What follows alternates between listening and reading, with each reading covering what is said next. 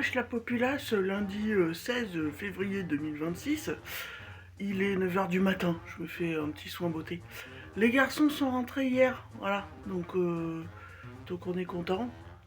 Et puis aujourd'hui on va aller chercher un copain Audrix cet après-midi qui va venir passer 2 jours avec nous. Voilà, je me resserre sur le côté parce que là je vais vous mettre des petites vidéos de l'amélioration de la déco dans le salon.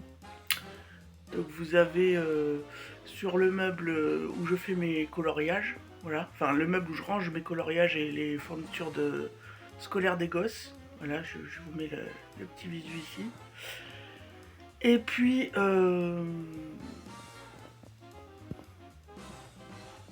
ensuite au niveau du meuble télé.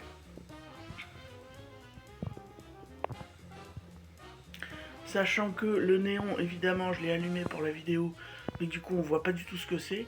Donc, je vous remets la petite photo de ce que c'est ici. This is our happy place. Ça veut dire c'est notre endroit joyeux. Voilà. Bon. Voilà. Moi, c'est les vacances aussi. C'est les vacances avec mes loustiques pour être deuxième semaine des vacances scolaires. Donc, hier soir, on s'est fait avec les garçons le DVD de Jason et les Argonautes. Mais c'est un très vieux film qui raconte l'épisode mythologique de Jason et la Toison d'Or. Moi, petite, ça m'avait impressionné parce que toutes les créatures sont en motion capture, en pâte à modeler et tout ça. Et j'étais certaine que même si ça avait vieilli, ça allait les faire kiffer, ce film d'aventure avec toutes les créatures en pâte à modeler, etc. Et je me suis pas trompée, ils ont adoré. Je les ai pas entendus du début à la fin du film, ils ont kiffé. Même si par moments, au niveau des effets spéciaux, ils ont dit « Ah, c'est pas très bien fait quand même ». Mais dans l'ensemble, ils m'ont dit « C'était génial, c'était un super film d'aventure ». Même à la fin, ils ont dit « C'est déjà fini ». Donc il faut que j'essaye de me remémorer s'il y a des films un peu dans le même genre, à l'ancienne, avec des créatures. Il doit sûrement y en avoir.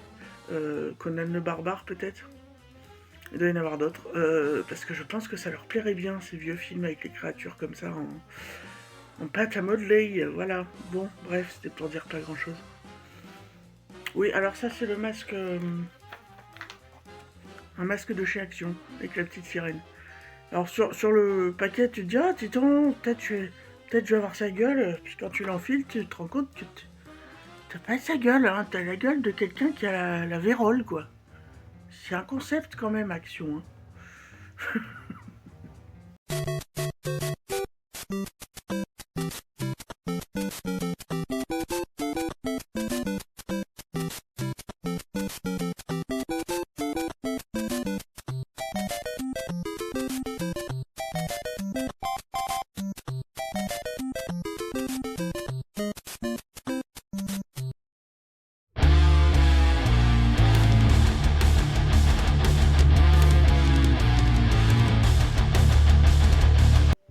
Wesh la populace, dimanche 22 février 2026, on se retrouve pour faire un make-up avec la nouvelle palette Wonderscape de chez Beauty Bay. Donc là j'applique un concealer de chez Max More au doigt. Des fois à l'éponge, ça m'arrive, mais là aujourd'hui c'était au doigt.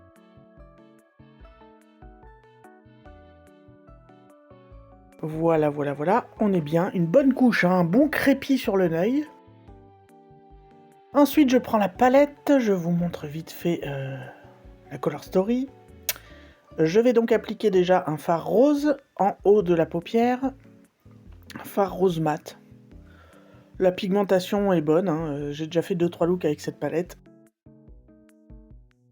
Vous la trouvez sur le site de Beauty Bay à 20 €. C'est une palette de 20 fards. J'en reparlerai plus tard dans la vidéo. Donc ensuite je prends le fard bleu que j'applique en coin externe de la paupière mobile. Et je remonte un petit peu.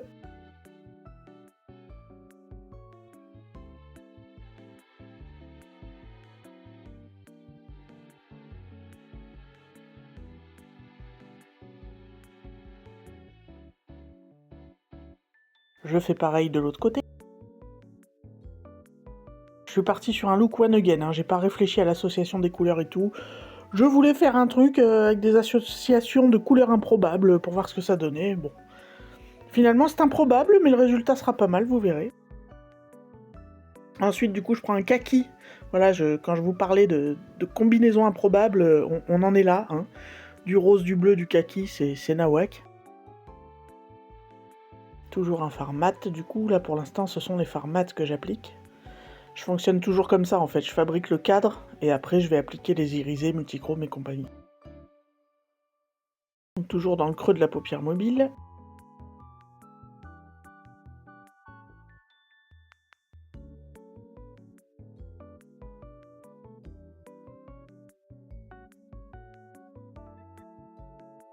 Ensuite, je prends ce fard violet foncé que je vais appliquer vraiment dans le petit angle de ma paupière mobile, par-dessus un peu le fard bleu, et puis sur environ un tiers de la paupière mobile, en extérieur.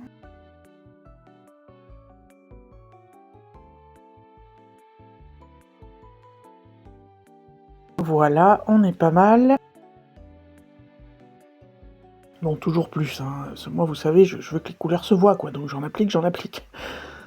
Vous savez, de ceux qui me suivent depuis un moment, que moi la discrétion c'est pas une passion.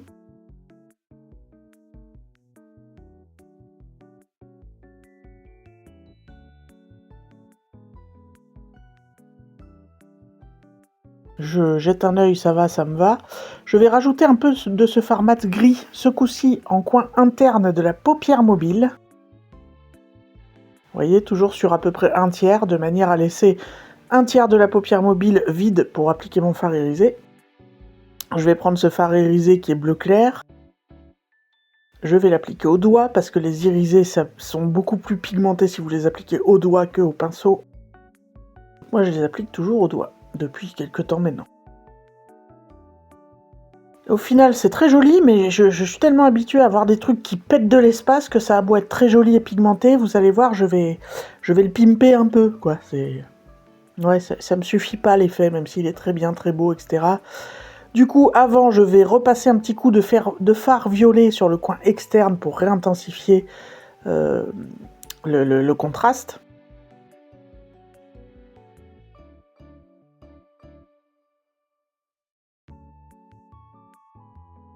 Voilà, donc du coup je prends la palette Nevermore de chez Gourmand Girls, parce qu'à l'intérieur, il y a ce fard avec des paillettes bleues et argentées qui est très très visible de l'espace.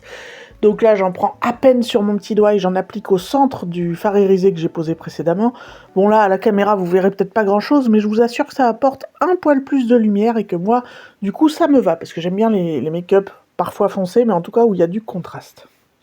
Là je nettoie le coin externe pour que ça fasse une démarcation assez nette et propre. Donc avec une lotion pas chère et un coton-tige. Là j'applique un feutre liner de chez Révolution qui est très très bien. Voilà. Il est mat et même sur les fards irisés, bon en appliquant 2 couches, mais il passe bien par-dessus. Donc voilà, je fais un trait pas trop épais sur ce maquillage là, et je vais faire une légère bascule, virgule en coin externe. Là, je prends le Sky High en teinte Plume Twilight, voilà, c'est ça la teinte. Donc là, j'applique la première couche. Première couche, je veux pas dire qu'on en applique qu'une fois, ça veut dire qu'on en applique plusieurs fois pour bien recouvrir les cils. Donc on s'y prend à plusieurs reprises, mais sur une période de temps très court. On va laisser sécher, on va y revenir plus tard pour la deuxième couche. Ouais, bon, moi j'aime les mascaras où ça recourbe et ça épaissit, donc bon, bah encore un coup, un truc de discrétion, tout ça, quoi. Surtout que moi j'ai plutôt les cils petits. Ensuite je prends un liner de chez Révolution, un liner multichrome qui est dans les teintes de bleu violacé. Alors ces liners de chez Multichrome, ces gel liners de chez Révolution sont vraiment top et pas très chers. S'ils existent encore, je vous les conseille. Ils tiennent super bien, donc moi je les applique dans la muqueuse sous l'œil. Et puis je déborde un petit peu sous cette muqueuse sur la paupière inférieure pour souligner le regard. Ensuite, je prends un liner noir de chez Shiglam, c'est un noir mat, que j'applique dans la muqueuse qui est à ras des cils supérieurs. Ça, c'est une technique que je fais depuis pas longtemps. Et c'est vrai que ça intensifie encore plus le regard. Bon, c'est particulier à appliquer, mais je commence à m'habituer. Ensuite, je repasse ma deuxième couche de mascara.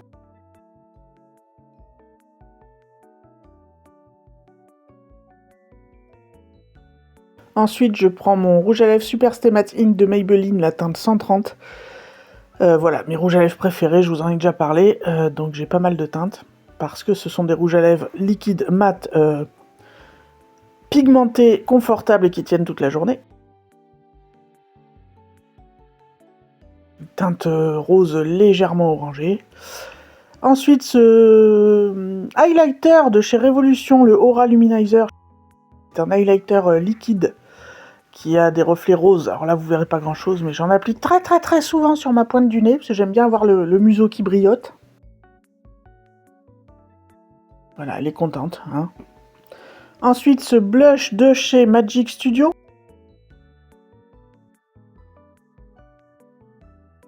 Je ne sais plus trop la teinte. Bon, on s'en fout. C'est un blush dans une teinte un petit peu corail, on va dire. Donc voilà, alors ça fait pas longtemps que j'ai découvert les blushs liquides grâce à Amy Saumois. Et bon, déjà, ça faisait longtemps que je mettais plus trop de blush. Et j'étais contre les blushs liquides parce que je me disais que c'était mieux la poudre, en fait, pour estomper. Et en fait, pas du tout. L'effet avec les blushs liquides est au final vachement plus naturel. Et se font vachement plus à la peau que les blushs poudre. Bon, moi, après, vous savez, enfin, vous le voyez d'ailleurs, j'applique jamais de fond de teint. Donc le blush, il est appliqué à même la peau sans base ni rien. Après, je l'estompe au doigt. Un highlighter caméléon de chez Wet n Wild qui a des reflets bleus pailletés. Donc voilà, c'est pour ajouter la touche finale par-dessus le blush, histoire de brillantiser un petit peu.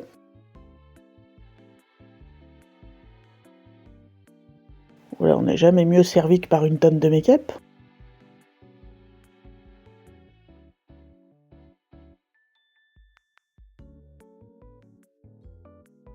Le museau brille pas assez, donc j'en ai rajouté une pointe sur le nez. Hein. Et puis on est pas mal là. Voilà, make-up fini. Il est 11h20, un truc comme ça, du matin. Donc c'est la fin de ma semaine de vacances. J'ai récupéré les loustiques la semaine dernière, le dimanche dernier, et puis j'ai passé la semaine avec eux puisqu'ils étaient en vacances aussi évidemment. Écoutez, cette semaine a été chargée, donc j'ai pas eu le temps de filmer grand chose à part des petites bribes. On n'a pas fait grand chose d'extraordinaire non plus parce que lundi et mardi on est allé chercher un copain à Audric qui a passé 2 jours avec nous, qui a dormi à la maison. Et mercredi, vous l'aurez peut-être vu, ou je vais vous le mettre là, je sais pas, on est allé à la médiathèque choisir quelques livres et DVD et je les avais inscrits pour faire une session d'1 heure de jeu sur la PS5 là-bas. Et puis ils ont joué à Sackboy. Voilà, un petit jeu tout mignon avec un bonhomme qui est fait avec un sac à patates, je sais pas quoi, enfin bref, tout mignon, un jeu de plateforme. Ensuite, mercredi après-midi, du coup, on a fait un peu des devoirs quand même, il fallait bien. Et jeudi matin, on est retourné chercher un autre copain Audric qui a passé la journée, la nuit et le lendemain avec nous.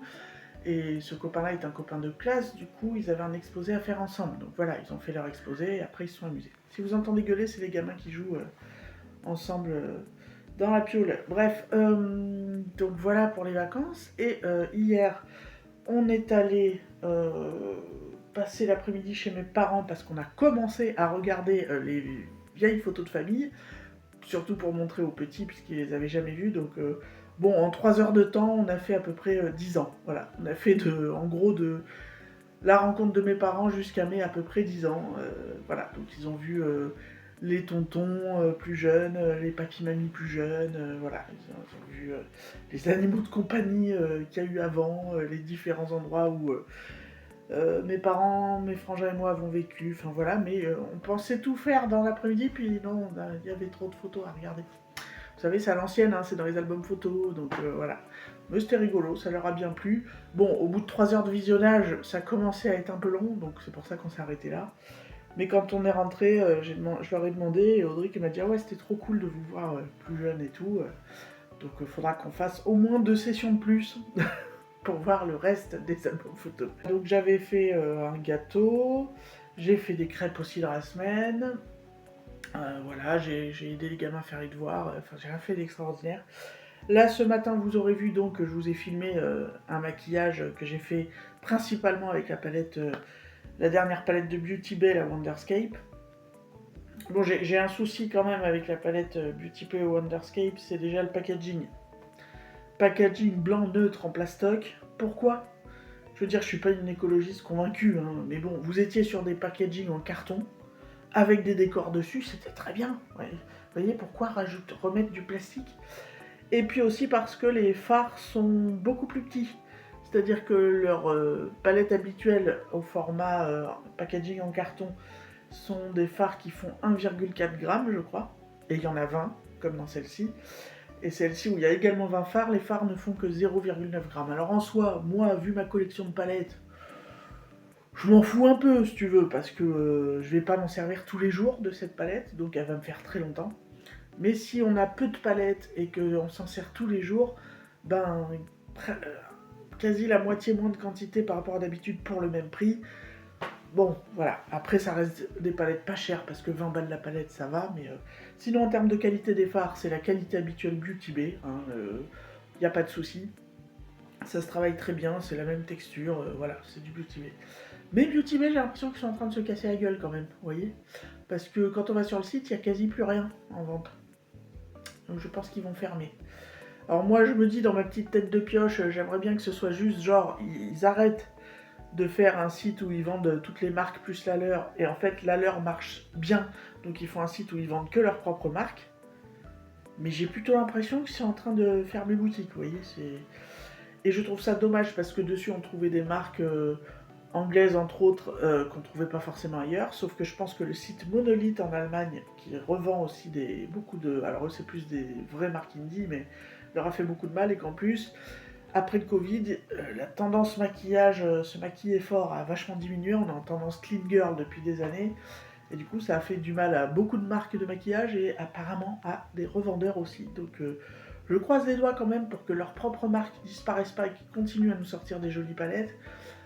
Mais j'ai bien l'impression que ça pue du cul quand même, hein, voilà. Oui, j'ai quand même pimpé un peu, alors vous verrez pas forcément, même si je vous aurais mis le visuel là où je vous montre un peu mieux, mais j'ai pimpé avec des petites paillettes de la palette Nevermore de Gourmand Girl, parce que maintenant j'ai tellement l'habitude d'avoir des fards irisés, pailletés, duochrome, multichrome qui envoient de l'espace, que quand je finis un maquillage avec une palette plus classique, qui a des beaux irisés mais plus classiques, je trouve que ça pimpe pas assez, et du coup je vais toujours piocher à droite à gauche dans des fards un peu indie, hyper impactants, pour juste tapoter par-dessus, pour redonner de la lumière. Bon bref, voilà.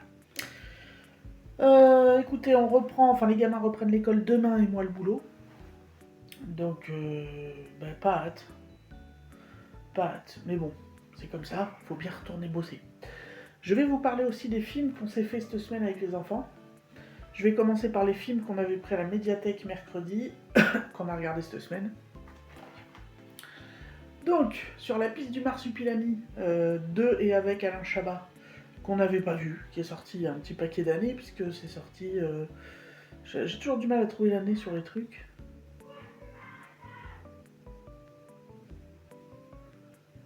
En 2020, je crois. Je crois qu'il est sorti vers 2020. Non, peut-être même avant, je suis bête. Je sais plus quand il est sorti, mais il a quelques années. Enfin, en tout cas, je l'ai trouvé... J'aime bien le marsupilami de Philippe Lachaud, qu'on a vu il y a 15 jours, là, mais celui-là est beaucoup mieux. Déjà parce que, c'est du Alain Chabat, la réalisation, etc. Donc, déjà, il y a mis tout le cœur à la réalisation parce que les couleurs pètent comme dans la BD. Parce que l'humour, c'est un humour plus familial que l'humour de Philippe Lachaud, qui a quand même tendance, même s'il part pas dans des extrêmes, à partir sur des blagues de cul régulièrement. Là, c'est quand même beaucoup plus familial. Il y a des gags absurdes, voilà, un mec avec une petite voix, des chutes absurdes, des moments absurdes. Il y a des petits passages en animation. Voilà, je trouve que celui-là est quand même beaucoup plus proche de la BD. Si je dis pas de conneries, Alain Chabat était dessinateur de BD. Avant d'être reconnu comme comédien, humoriste, etc. Donc il aime ça, la BD. C'est d'ailleurs pour ça que la meilleure adaptation d'Astérix, c'est lui qui l'a faite, parce qu'il y a mis sa patte, et en même temps il a respecté le matériel d'origine. Là c'est pareil, c'est quand même meilleur et plus sympa à voir en famille, enfin plus léger et plus proche de la BD que le Marsupilami de Philippe Lachaud, qui, je le répète, m'a fait marrer, mais honnêtement, pour avoir vu celui-là, je préfère cette version du Marsupilami, et en plus, on voit beaucoup plus la bestiole que dans le film de Philippe Lachaud. Mais la bestiole qu'on voit dans le film de Philippe Lachaud, elle est sympa parce qu'elle est en animatronique. Et c'est mignonné. Bon, et là c'est de la 3D, mais on voit beaucoup plus. On voit On voit sa chérie, Omar Spilani, on voit les petits, on voit tout. Et puis Fred Testo, qui joue l'antagoniste, on va dire, me fait beaucoup rire dans ce film. Il y a aussi une séquence, alors moi ça m'a fait hurler de rire, où Lambert Wilson, qui joue un dictateur fan de Céline Dion, on va savoir pourquoi, et il y a une séquence où pour détourner l'attention euh, des gens de l'endroit où ils sont, il fait un espèce de show où il est grimé en Céline Dion et où il chante I'm Alive, et franchement c'est drôle de voir Lambert Wilson en nana se marrer comme ça, quoi, faire un truc déjanté comme ça. Moi j'ai franchement un très très bon moment et les garçons se sont bien marrés. On s'est fait aussi Logan, voilà, avec Hugh Jackman qui raconte euh, qui raconte qui raconte la suite des aventures de Wolverine après les X-Men, qu'on va dire. Et c'est pareil, c'est pas un film récent. Il est sympa, pour un film de super-héros, il est sympa. Et puis je dois avouer que moi, Hugh Jackman, Wolverine, c'est ma came. Hein. Depuis les premiers films X-Men, c'est mon X-Men préféré, Wolverine. Et puis j'ai toujours kiffé ses griffes. J'ai toujours dit, putain, j'aimerais trop avoir ça, moi. Et puis il est beau, quoi. Hugh Jackman est un mec magnifique, donc tout est du bonheur à chaque fois qu'il est dans un film.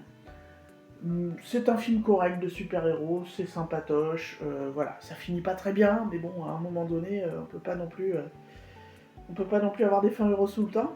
Mais c'était un bon moment. En même temps, je l'avais déjà vu il y a quelques années, c'était plus pour les garçons qui l'avaient pas vu. Voilà, sympathique. Pas le film de l'année, sympathique si vous l'avez pas vu. Et que vous aimez Wolverine. Hier soir, on s'est fait Les Tuches, qu'on n'a jamais vu. Bon, c'est sympathique.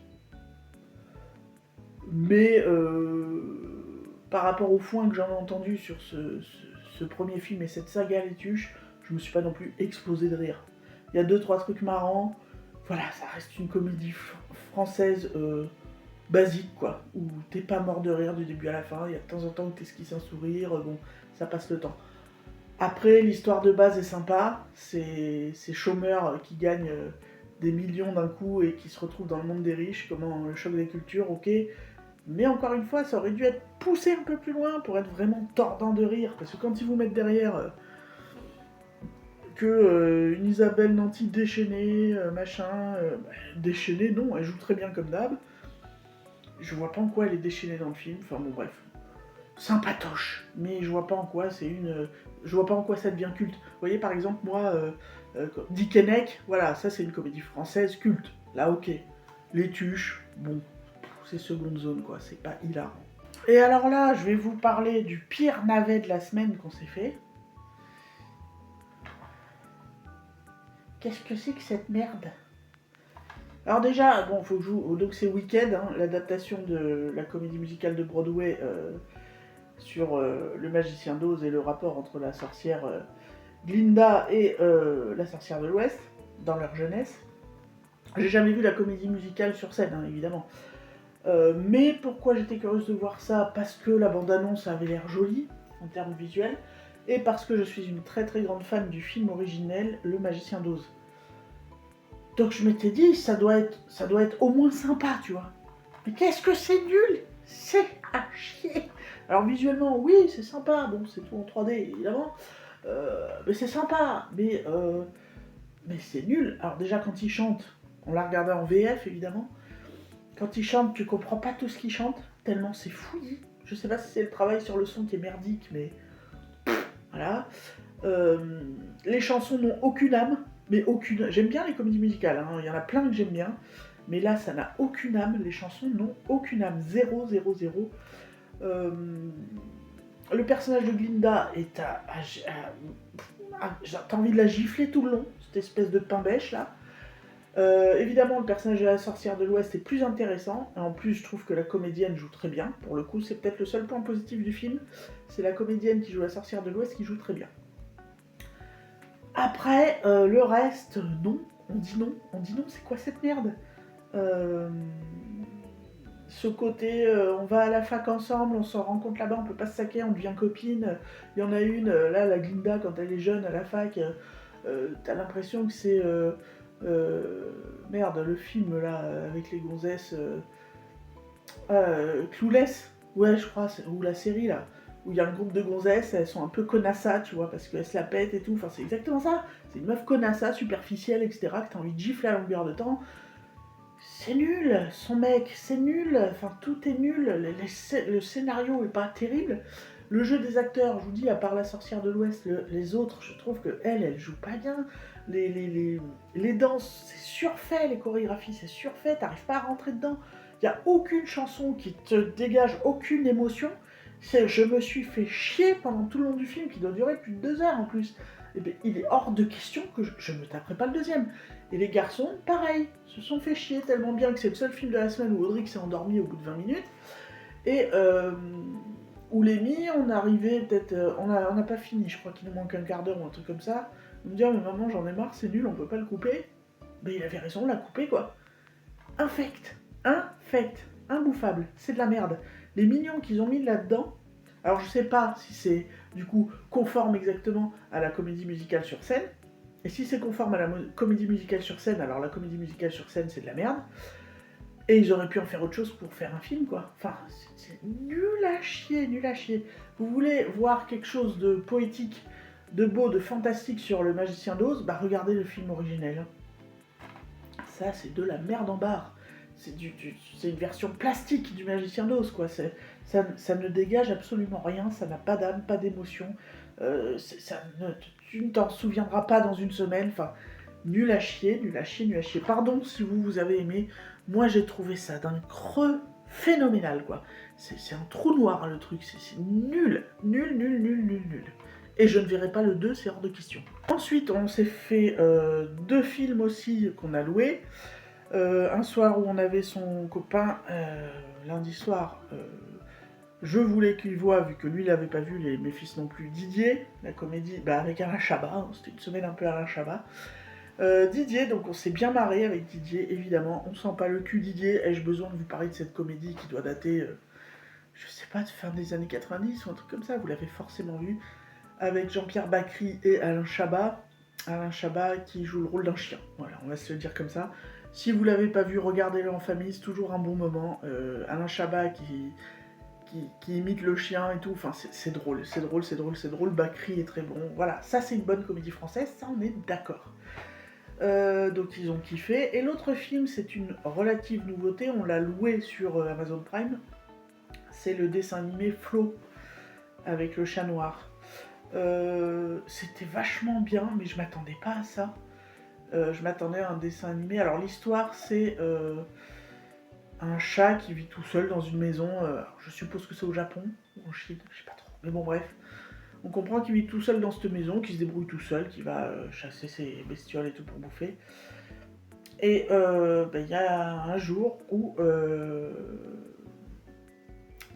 l'eau monte de façon phénoménale et engloutit tout son monde, quoi. Et donc il va falloir qu'il survive. Et en essayant de trouver... en plus, il a peur de l'eau, ce chat. Et en essayant, en partant, puisqu'il peut pas rester là où il est, puisqu'au fur et à mesure, l'eau monte et envahit sa maison. Donc en partant, il tombe sur une barque où il y a un capybara, et qui va accepter que le chat reste avec lui. Alors c'est un film muet, hein. Ça ne parle pas, ça fait des bruits, mais ça ne parle pas. Et au fur et à mesure, il va y avoir d'autres animaux qui vont venir trouver refuge sur cette barque, et ils vont vivre comme ça des aventures dans ce monde post-apo. C'est très beau, très poétique, très bon moment, enfin franchement ça t'évade de ouf, mais par moments c'est un peu stressant parce que c'est quand même, tu te dis les pauvres, dans quel monde ils sont, comment ça va se finir, est-ce qu'ils vont trouver une solution, voilà. C'est drôle, tendre, poétique,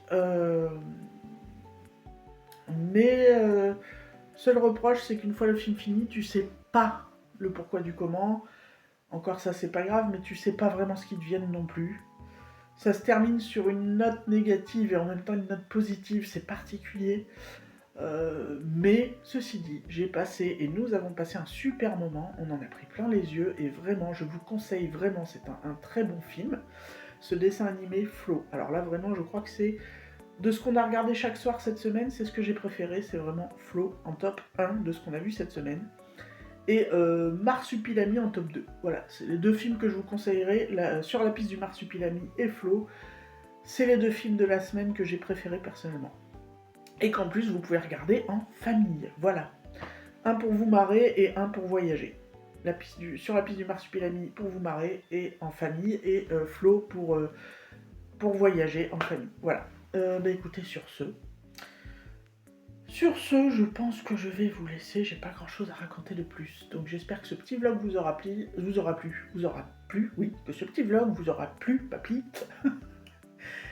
Et écoutez, on verra ce que je vais filmer dans les prochains jours vu que je reprends le boulot. Donc le quotidien, les habitudes, la course, vous connaissez. Donc je sais pas quand est-ce que je reposterai un prochain vlog, peut-être dans 10-15 jours. Vous verrez bien, vous avez l'habitude. J'espère que ce vlog vous aura plu, que vous, tout baigne pour vous. Et puis surtout, comme d'habitude, prenez soin des gens qui prennent soin de vous. On se dit à très bientôt, ou juste à bientôt dans un prochain vlog. Tchuss la populace!